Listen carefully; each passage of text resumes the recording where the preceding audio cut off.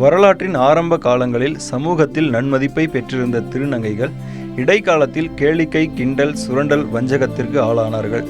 தங்களையும் ஒரு பிள்ளையாக மதித்து படிக்க வைத்து ஆளாக்கி இருந்தால் சாகும் காலம் வரை பெற்றோரை கண்கலங்காமல் காத்திருப்போம் என திருநங்கைகள் கூறுவதை கேட்டிருக்கிறோம்.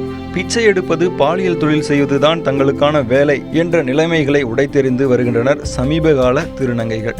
தமிழகத்தில் திருநங்கைகளுக்கென்று நலவாரியம் அமைத்து தொழில் துவங்க 20,000 முதல் 1,00,000 ரூபாய் வரை மானியத்துடன் கடனுதவி வழங்கப்பட்டு வருகிறது. அவர்களுக்கு ரேஷன் கார்டுகள், வாக்காளர் அட்டைகளும் வழங்கப்பட்டு வருகின்றன. அரசு தேர்வாணையம் நடத்தும் தேர்வுகளிலும் ஏராளமானோர் பங்கேற்கின்றனர். தேர்தலிலும் வேட்பாளர்களாக களமிறங்குகின்றனர்.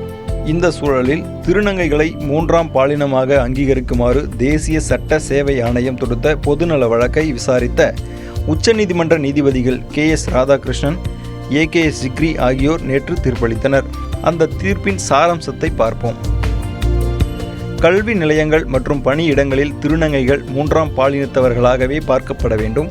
இதர பிற்படுத்தப்பட்டோர் பிரிவில் இவர்களுக்கு இடமளிக்க வேண்டும்.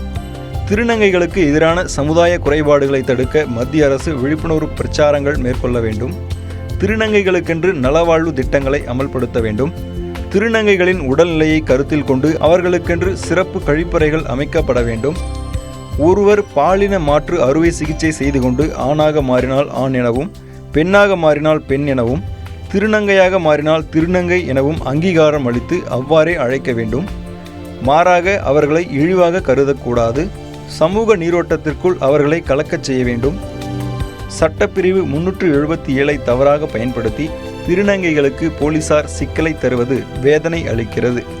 இந்த தீர்ப்பு வெளியானதும் நாடு முழுவதும் திருநங்கைகள் இனிப்பு வழங்கி கொண்டாடினர். 2008 தங்களுக்கென்று தமிழகத்தில் தனி நலவாரியம் துவக்கப்பட்ட தினத்தை திருநங்கைகள் தங்கள் தினமாக தமிழகத்தில் கொண்டாடி வருகின்றனர். நேற்று அந்த கொண்டாட்டத்தில் ஈடுபட்டிருந்த திருநங்கைகளை உச்சநீதிமன்ற தீர்ப்பு மேலும் மகிழ்ச்சியடைய செய்தது.